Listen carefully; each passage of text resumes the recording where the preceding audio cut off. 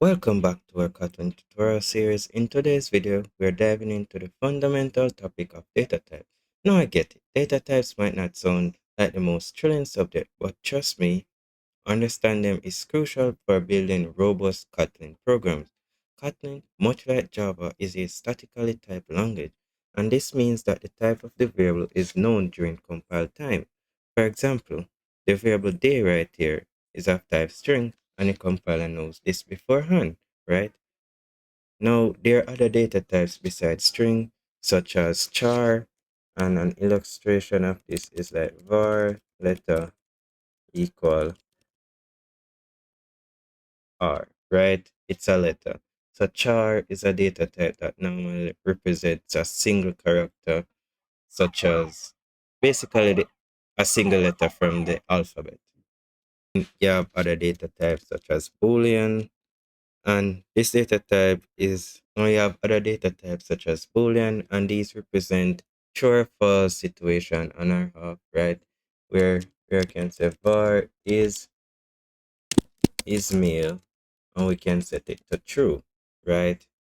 Or we could say var is typing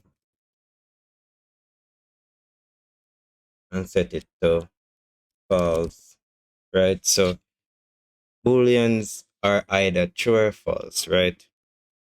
Now another data type is numbers, and there are different type of numbers.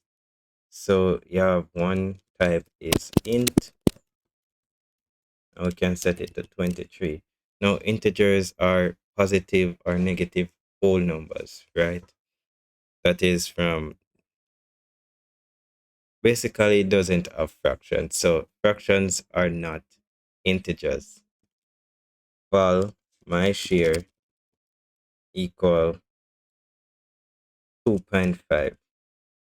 That's a float, right? And then you also have double, which is like the same as float, which is like the same as float, but it has more accuracy. So that's it for this tutorial. If you found this helpful, consider subscribing for future videos. Until next time, happy coding.